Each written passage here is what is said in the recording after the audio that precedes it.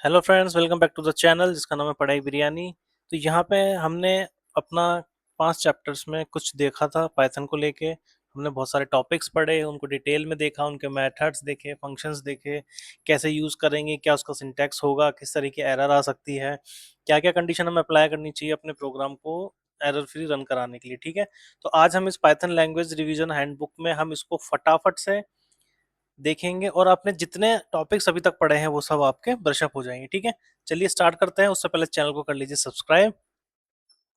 तो सबसे पहले हम आते हैं कि इंट्रोडक्शन पे कि पाइथन होता क्या है। Python is a high level interpreted general purpose programming language. Python is design to be easy to read and simple to use. ठीक है, तो पाइथन क्या है? एक high level interpreted general programming language है जिसको डिजाइन किया गया है इजी टू रीड और इजी टू यूज के लिए। ठीक है, अब पाइथन ही क्यों?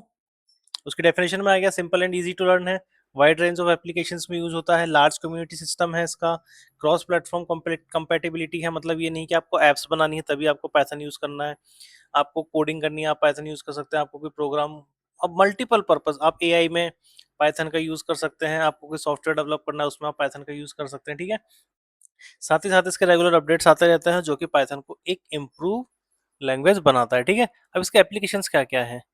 जैसे हमने बात करी थी लार्ज कम्युनिटी की, तो ये वेब डेवलपमेंट में भी काम आता है। आप इसको डेटा साइंस मशीन लर्निंग में यूज कर सकते हैं। एआई में पाइथन का बहुत बड़ा रोल है। ऑटोमेशन में आप पाइथन यूज कर सकते हैं। आपको कोई गेम डेवलप करना है उसमें आप पाइथन का यूज कर सकते हैं। साइबर सिक्योरिटी, नेटवर्किंग, ऐसे बहुत सारे सेक्टर्स है जहाँ पे पाइथन यूज हो रहा है। ठीक है, इसके की फीचर्स क्या है? इजी टू लर्न है, रीडेबल है, क्लीन सिंटैक्स है, मतलब सिंपल सिंटैक्स। जैसा मैंने आपको वीडियोस में बताया, पाइथन की प्लेलिस्ट है, आप उसमें देख सकते हैं कि जैसा नाम वैसा काम। तो बहुत इजी क्लीन सिंटैक्स है इसका जिसके थ्रू आप अपना प्रोग्राम रन कर सकते हैं। हाई लेवल लैंग्वेज है, प्रोग्राम ओरिएंटेड है, ओपन सोर्स है, कोई भी यूज कर सकता है, फ्री टू यूज। ठीक है, इसमें हमने अपना पहला पाइथन प्रोग्राम भी लिखा था जिसमें हमने सिंपल प्रिंट कराया था राउंड ब्रैकेट्स में, डबल कोट कॉलम के अंदर हेलो वर्ल्ड, हमारा आउटपुट आ गया था हेलो वर्ल्ड। ठीक है, यहाँ तक तो सभी को याद होगा। इसके बाद हमने पढ़ा था कमेंट्स। कमेंट्स क्या होते हैं?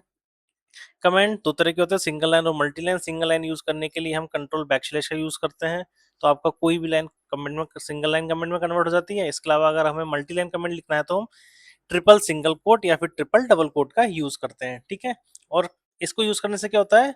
किसी भी लाइन को कमेंट बनाने से कि जो आपका इंटरप्रेटर है वो आपका उस लाइन को इग्नोर कर देगा एग्जीक्यूशन के टाइम पे।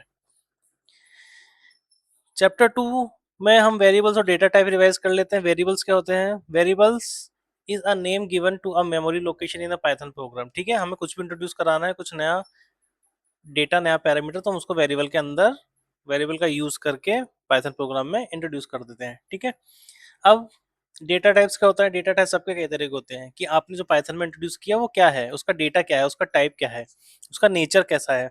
तो वो क्या क्या होता है आपका? Int, float, string, Boolean, list, tuple, dish, set. Integer क्या होता है? इंटीजर आपके इंटीजर नंबर होते हैं मैथमेटिकल, 1 2 3 8 10 20। ठीक है, फ्लोट आपके डेसिमल नंबर होते हैं, 10.1 20.8 33.9, कुछ भी आपका जो डेसिमल में वैल्यू है वो आपकी फ्लोट वैल्यू होगी। स्ट्रिंग वैल्यू होगी आपका टेक्स्ट, यानी कि इंग्लिश में आपने जो भी लिखा है, आपने चाहे नाम लिखा है या फिर आपने कोई लाइन लिखी है, तो इंग्लिश का जो शब्द और टेक्स्ट होता है उसको string type, string data type बोलते हैं। बुलियन वैल्यू आपकी कंडीशनल होती है जो कि आपका आउटपुट ट्रू और फॉल्स में देता है। ठीक है, अगर आपने कोई कंडीशन लगाई उसमें वो वैल्यू या वो कंडीशन सही है या गलत है उसके अकॉर्डिंग वो आपको रिजल्ट दे देता है। लिस्ट क्या होती है? लिस्ट आपकी स्क्वायर ब्रैकेट्स में आती है जो कि ऑर्डर होती है और उसको हम चेंज कर सकते हैं, यानी वो म्यूटेबल होता है।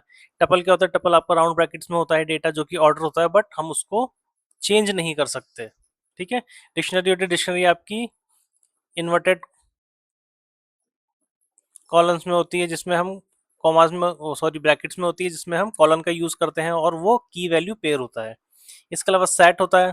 सेट क्या है? वो unordered collection of uniform items. ठीक है, अब हम इसको चेक कर सकते हैं कि जो हमने इंट्रोड्यूस कराया है उसका टाइप क्या है। इसके लिए हम सिंपल कमांड लेते हैं। हमने x इक्वल टू अगर 100 दिया तो हम यहाँ पे प्रिंट करा देंगे x का टाइप, तो आपकी क्लास आ गई इंटीजर। सेम हम हेलो कराएंगे तो उसका स्ट्रिंग आ जाएगा। वहीं अगर हम 3.14 को चेक करना चाहेंगे क्या टाइप है तो उसका फ्लोट आ जाएगा। ठीक है, अब अगर हमें कोई टाइप कन्वर्जन करना है, ठीक है, कि हमारी वैल्यू स्ट्रिंग में है बट हमें इंटीजर में चाहिए, ठीक है, तो हम उसको कैसे कर सकते हैं? जैसे कि हमने x equal to double quote में 10 इंट्रोड्यूस करा दिया। आप बोलेंगे 10 तो इंटीजर है, बट नहीं, क्योंकि ये डबल कोट में है तो ये स्ट्रिंग काउंट करेगा पाइथन इसको। ठीक है, तो हमने नेक्स्ट वेरिएबल इंट्रोड्यूस किया जिसमें हमने इंटीजर लगा दिया x के ऊपर, यानी हमने x का जो डेटा टाइप है वो चेंज कर दिया। अगर हम यहाँ पे प्रिंट करेंगे y को तो वो 10 प्रिंट होकर आएगा। उसके बाद अगर हम क्लास भी चेक करेंगे y की तो वो आपको इंटीजर शो करेगा। ऐसे ही आप किसी यहाँ पे हमने जो किया है, क्या है, यहाँ से हमने स्ट्रिंग वैल्यू को फ्लोट में कन्वर्ट कर दिया, यहाँ पे हमने इंटीजर वैल्यू को स्ट्रिंग में कन्वर्ट किया है, यहाँ पे हमने एक टपल को लिस्ट में कन्वर्ट कर दिया है, यहाँ पे हमने एक लिस्ट को टपल में कन्वर्ट कर दिया, और यहाँ पे हमने एक लिस्ट को सेट में कन्वर्ट कर दिया। ठीक है, तो पाइथन टाइप कन्वर्जन का यूज करके हम किसी भी एक डेटा टाइप को दूसरे डेटा टाइप में कन्वर्ट कर सकते हैं। इसके बाद इनपुट फ्रॉम यूजर, हमें यूजर से इनपुट लेना है, हमें वैल्यू नहीं डालनी, हमने उसमें कंडीशन पास कर दी कि जब भी प्रोग्राम रन करेगा तो वो यूजर से इनपुट लेगा और उसके अकॉर्डिंग उसको आउटपुट दे देगा। तो हमने यहाँ पे एक नेम वेरिएबल है जिसमें हमने आगे इनपुट कमांड पास करा दी, और उसमें हमने क्या लिख दिया, एंटर योर नेम, यानी जब भी ये कमांड चलेगी तो वो डिस्प्ले होगा एंटर योर नेम, तो जब आप उसमें अपना नेम एंटर करेंगे तो आपको आउटपुट में मिल जाएगा। ऐसे हमने एज इनपुट करा दी, एज क्या हमारी कंप्लीट एज होती है हमारी, तो 10 20 30 ऐसे हम काउंट करते तो इंटीजर वैल्यू हो गई, तो उसमें हमने इनपुट करा दी एंटर योर एज। ठीक है, और यहाँ पे हमने इंट आगे लगाया, इसका मतलब हमें वो इंटीजर में चाहिए, तो जो हम स्ट्रिंग में पास करने वाले थे उसको हमने इंटीजर में कन्वर्ट कर दिया। अब आप यहाँ पे नेम इक्वल टू डाल दीजिए, अगर आपने इसको डबल कॉलन में डाला है तो प्रिंट के टाइम पे नेम कॉलन आपका एज इट इज प्रिंट होके आएगा। ठीक है, उसके बाद आपको यहाँ पे वो वेरिएबल पास करना है जिसको आपको कॉल करना है। सेम आपका एज में है तो अगर आपने एंटर किया नाम राहुल और एज एंटर की 21, तो आपका नाम राहुल आ गया और एज आपकी 21 आ गई, तो ये आपका आउटपुट हो गया। ठीक है, और जो आपका प्रिंट इनपुट है, जो हमने इनपुट कॉलम लगाई, जो मैंने आपको पहले भी बताया था कि वो हमेशा इंटीजर वैल्यू ही लेगा। ठीक है, सॉरी, स्ट्रिंग वैल्यू ही लेगा, तो इसको हमेशा हमें आगे फंक्शन डिफाइन करना पड़ेगा स्ट्रिंग को छोड़ के कि हमें वो किस में चाहिए। अगर हमें यहाँ फ्लोट वैल्यू चाहिए होती तो हम यहाँ पे फ्लोट लिखते हैं। ठीक है, तीसरा है आपका ऑपरेटर्स इन पाइथन। पाइथन में ऑपरेटर से क्या काम आते हैं, अगर हमें उसमें कोई भी ऑपरेशन परफॉर्म करना है, जैसे अर्थमेटिक का कंपैरिजन करना है, लॉजिकल लगाना है, assignment operators, identity operators, membership operators या विडपेड ऑपरेटर्स। ठीक है, तो ये अलग अलग ऑपरेटर्स होते हैं। अगर हमें पाइथन में कोई ऑपरेशन यूज करना होता है, कोई ऑपरेशन लगाना होता है, तो हम इन ऑपरेटर्स का यूज करते हैं। अब आपके अर्थमेटिक ऑपरेटर्स क्या होते हैं, अर्थमेटिक ऑपरेटर्स आपके सिंपल, आपका एडिशन हो गया, subtraction, multiplication, divide, float, division, modulus और एक्सपोनेंट। एक्सपोनेंट मतलब आपको पावर में कोई वैल्यू चाहिए। ठीक है, ये अगर हम 10 की पावर 2 करते हैं तो हम 10 डबल स्टार 2 लिखेंगे, तो 10 की पावर 2 जो भी आपकी वैल्यू होगी वो प्रिंट होकर आ जाएगी। ऐसे x plus y, x minus y, x multiply y, x divide by x, floor division y. ठीक है, अब फ्लोर डिवीजन क्या है, फ्लोर डिवीजन ये है, मैंने आपको बताया था, वीडियोस में जाके देखिए कि अगर हम फ्लोर डिवीजन का यूज करते हैं तो अगर आपकी वैल्यू, जैसे आपने 3 डिवाइडेड बाय 2 किया तो वो कंप्लीट डिवाइड नहीं होगा, उसमें कोई पॉइंट की वैल्यू आएगी, वो आपका कितना हो जाएगा, आपका 1.5 हो जाएगा, तो वो 1.5 ना होके वो नियरेस्ट इंटीजर वैल्यू पे चला जाएगा। ठीक है, तो वो आपको रिजल्ट देगा। जैसे इसका रिजल्ट अगर 3 डिवाइडेड बाय करते हैं कितना, 2, तो 1.5, तो नियरेस्ट क्या होगा आपका 2, तो वो 2 इंटीजर वैल्यू आपको शो करेगा। ठीक है, कंपैरिजन ऑपरेटर्स क्या होते हैं, कंपैरिजन ऑपरेटर्स में हम यूज करते हैं symbols, double equal to, greater than, less than, greater than equal to या लेस देन इक्वल टू। इसमें क्या है, हम कंडीशन पास कराते हैं, अगर वो कंडीशन सेटिस्फाई होती है तो आपका जो आउटपुट है वो ट्रू या फॉल्स में आता है। जैसे हमने ए इक्वल, आपने ए में 10 पास करा है, बी में 5 पास करा, उसके बाद आपने प्रिंट करा है ए इक्वल टू बी, तो क्या है, ए इक्वल टू बी है, नहीं, ए और बी इक्वल वैल्यू नहीं है, तो इक्वल नहीं है। अगर हमने ए एक्सक्लेमेटरी मार्क इक्वल टू, इसका मतलब होता है नॉट इक्वल टू। ठीक है, तो ए नॉट इक्वल टू बी, या दोनों सेम नहीं है तो नॉट इक्वल है, तो ये आपका ट्रू हो गया। ऐसे ही A greater than equal to B, क्या ए बी से बड़ा या इक्वल है, हाँ ए बी से बड़ा है, तो ये भी आपका ट्रू हो गया। ऐसे ही आपके तीसरे आ जाते हैं लॉजिकल ऑपरेटर्स, जिसमें एंड और नॉट का यूज करते हैं। अगर आपने कोई कंडीशन लगाई, अगर उसमें दोनों ही ट्रू हैं, या सारी कंडीशन, दो से ज्यादा भी पास करवा दें, अगर सारी कंडीशंस आपकी ट्रू हैं तो आपका जो आउटपुट है वो ट्रू आएगा। देखिए जैसे मैंने लिखा है कि true if both and b are true. ठीक है, अगर दोनों सही हैं तो आपका सही है, और अगर आपकी एक कंडीशन भी सही है तो सही है। एंड में आपको सही करने के लिए दोनों को ही सेम कंडीशन में होना चाहिए, तो दोनों फॉल्स हो या दोनों ट्रू हो। ठीक है, नॉट क्या करेगा, नॉट आपकी कंडीशन को अपोजिट कर देगा। अगर आपका आंसर ए आ रहा होगा, सॉरी ट्रू आ रहा होगा, तो वो उसको फॉल्स कर देगा। जैसे हम यहाँ लिखते हैं A not print A not A, sorry print not A, ठीक है। तो प्रिंट नॉट ए के लिए हमने नॉट लगा दिया, मतलब ए की जो भी वैल्यू होगी वो उसकी उल्टी हो जाएगी। ए में क्या पास करा है हमने, ट्रू, बट हमारा आउटपुट क्या है, फॉल्स, ठीक है। तो नॉट को हम यूज करते हैं किसी भी बूलियन वैल्यू को अपोजिट करने के लिए। इसके बाद इसमें चैप्टर है आपका टाइप कास्टिंग। टाइप कास्टिंग मतलब क्या है, डेटा को, डेटा टाइप को कन्वर्ट करना एक दूसरे में, ठीक है। तो ये दो तरह के होते हैं, एक इम्प्लिसिट होता है, एक एक्सप्लिसिट। इम्प्लिसिट आपका ऑटोमेटिक अपने आप चेंज हो जाता है, एक्सप्लिसिट आपको चेंज करना पड़ता है। जैसे हमने एक्स इक्वल टू 10 पास करा, वाई इक्वल टू 3.5, फिर हमने इंट प्लस फ्लोट किया, एक्स की वैल्यू इंटीजर है, वाई की फ्लोट है, बट इसका आउटपुट क्या आएगा, फ्लोट में, ठीक है। तो दो अलग अलग डेटा टाइप हमने यूज किया, तो सिस्टम ने, पाइथन ने अपने आप ही उसको एक डेटा टाइप दे दिया, ठीक है। अब जैसे y इक्वल टू आपने 5 कराया, आपने इंटीजर लगाया, इंटीजर प्लस कॉम्प्लेक्स वैल्यू, तो कॉम्प्लेक्स वैल्यू क्या होती है, 5 प्लस 3j, जे आपकी कोई भी एक वैल्यू हो सकती है। तो यहाँ पे कॉम्प्लेक्स नंबर लिया, x इक्वल टू ट्रू लिया, तो उसमें बुलियन लिख दिया हमने, इंटीजर 1 और 0। तो अब आपका जो इंटीजर होगा वो 1 या 0 होगा, तो उसमें कंडीशन पास कराएंगे तो आपका रिजल्ट 1 आएगा। टाइप कास्टिंग की बात करें तो टाइप कास्टिंग में कैसे कन्वर्ट करते हैं, अगर हमें फंक्शन को इंटीजर में कन्वर्ट करना है, तो जैसे हमने अभी देखा था जब हमने नेम और एज पास कराया था, तो हम आगे इंटीजर मेंशन कर देते हैं, फ्लोट के लिए फ्लोट, स्ट्रिंग के लिए स्ट्रिंग, बुलियन के लिए बूल, और कॉम्प्लेक्स वैल्यू के लिए आगे कॉम्प्लेक्स। तो आप जो भी इंटीजर यहाँ पे पास करेंगे उसी में आपका रिजल्ट शो हो जाएगा, ठीक है। जैसे यहाँ पे एग्जांपल देखिए, अगर हमने इंटीजर ये स्ट्रिंग में था और हमने आगे इंटीजर लगा दिया, तो ये 10 अपना इंटीजर हो गया। स्ट्रिंग में 2.5 था, उसको फ्लोट में चाहिए तो 2.5 फ्लोट आ गया। 1 2 3 को हमें स्ट्रिंग में कन्वर्ट करना है तो सिंगल ब्रैकेट, सिंगल ब्रैकेट्स क्यों है, क्योंकि ये आउटपुट है, जब हम इनपुट कराएंगे तो हम डबल कोट में स्ट्रिंग पास करेंगे। बुलियन आपका 0 है, फॉल्स आ गया। कॉम्प्लेक्स वैल्यू आपकी डबल कोट यानी स्ट्रिंग में है, बाद में कॉम्प्लेक्स वैल्यू करनी है तो आपका डबल कोट हट जाएगा और कॉम्प्लेक्स वैल्यू आपकी 4 + 5j आउटपुट में आ जाएगी।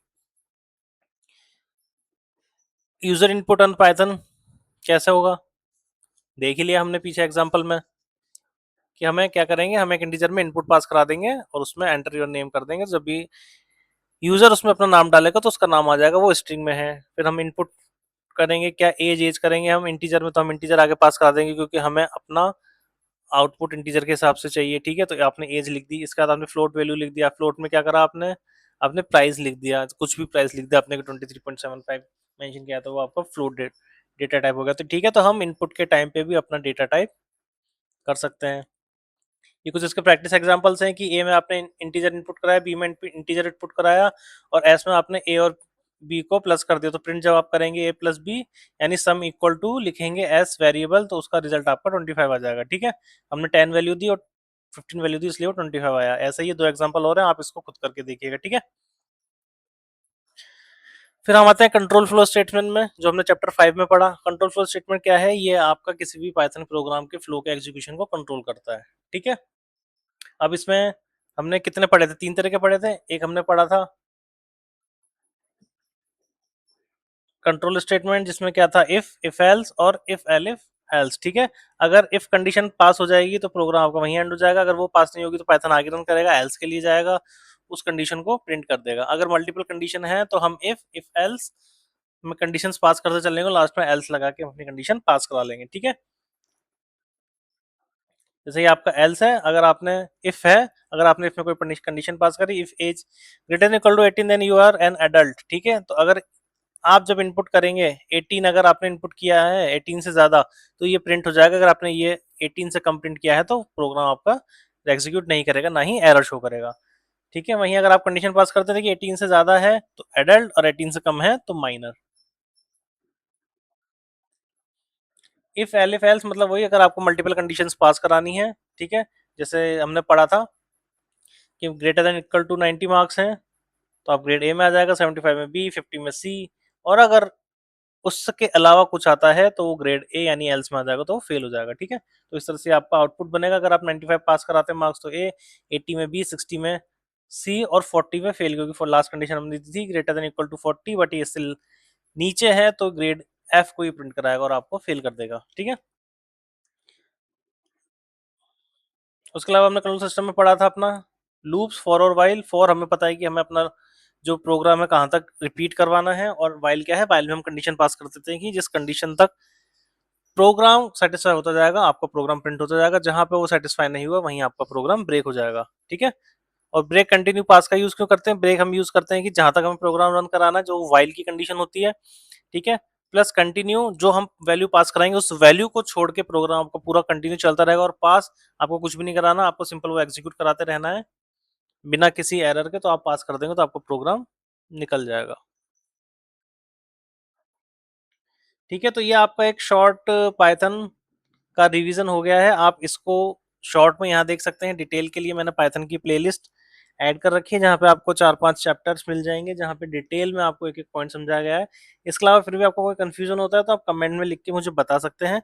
चैनल को सब्सक्राइब कर लीजिए, क्योंकि जल्दी ही मैं इसमें आपके सारे प्रैक्टिकल क्वेश्चंस लेके आऊंगा। जितने आपने टॉपिक्स पढ़े हैं, समझे हैं, उनको अगर हमें रियल लाइफ में, प्रोग्रामिंग में, डेटा एनालिस्ट में अगर हमें इसको एग्जीक्यूट करना पड़े तो हम कैसे करेंगे। ठीक है, अभी के लिए आप इसको पढ़िए। आपसे जल्दी मिलते हैं। चलिए, ख्याल रखिए अपना।